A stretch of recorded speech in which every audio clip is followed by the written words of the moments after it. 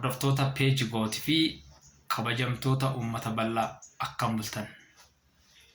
Guyyaa har'aa kana waan xiqqoo irratti ibsa xiqqoo yookaan immoo waa xiqqoo isiniif afarsa. Ani akka nama dhuunfaa tokkotti waan guyyaa kaleessa fi samuuna kana adeemsifamaa jiru isiniif dhaama. Mootummaan yeroo ammaa kana hojjettoota mootummaatiif artistootaaf mana kennaa akka jiru karaa keessotii fi karaa adda addaa karaa miidiyaalee uummataa wantoonni ta'aa jiran jiru. Wantoonni mul'achaa jiranis jiru. Mootummaan dhuguma hiyyeessaaf lafa kennaa jira. Mootummaan dhuguma hiyyeessaaf kondominiyeemii kennaa jira. No. Mootummaan kadirootuma kaleessa mootummaa wayyaanii waliin waan baay'ee hojjetaa turan, lafa gurguraa turan, akkasumas gochaalee garaagaraa raawwachaa turaniif har'a immoo miseensa PP gochuudhaan artistoota keessais yaa ta'u qaama mootummaa keessais nuti humna jijjiirama kanaati nutu jijjiirama kana fide jechuudhaan warreen jijjiirama kana fidan of duubatti dhiibuudhaan mootummaan warra makalee waliin socho'aa akka jiru hundi keenya iyyuu beekuu qabna. Yeroo ammaa kana artistoota Oromoo gidduutti illee wal dhabdeen akka uumamu gochaa jira mootummaan.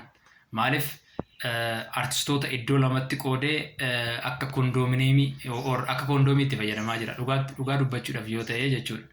Kana yoon jedhu immoo mootummaan artistoota kaleessas humna wayyaanii waliin lafa gurguraa turan, humna wayyaanii waliin humna minishaallee warra turantu jira nan beekan sirriitti. Kanaaf gochaan mootummaan raawwachaa jiru kun baay'ee nama gaddisiisa. Hiyyeessa fi miti lafti kennamaa kan jiru. Hiyyeessa fi miti manni kondominiyeemii kennamaa kan jiru. Hiyyeessa fi miti Finfinnee keessatti manni kennamaa kan jiru. Qaama mootummaa kana jala hiriire akkuma mallas dubbatan barates baratuu baates qaamni na deeggaru miseensa kootii akkuma jedhe sana mootummaan kunis kana dubbachuu haadhiisu malee iccituma mallas dubbate sanaan mootummaan kun waan baay'ee hojjetaa jira. Dhugaa dubbachuudhaaf yoo ta'e jechuudha. Aangawoonni mootummaa guyyaa 2 guyyaa 3 biirootti hin dubbisu ijoollee. Sana booda muuxannoo siyaasaa namoonni qaban jiru, muuxannoo siyaasaa namoonni hin qabne jiru, dhugaatti namoonni hojii ofii hojjetan jiru. Namoota san keessaa guuranii waan dalagamaa jiru baay'ee kan nama gaddisiisudha jechuudha.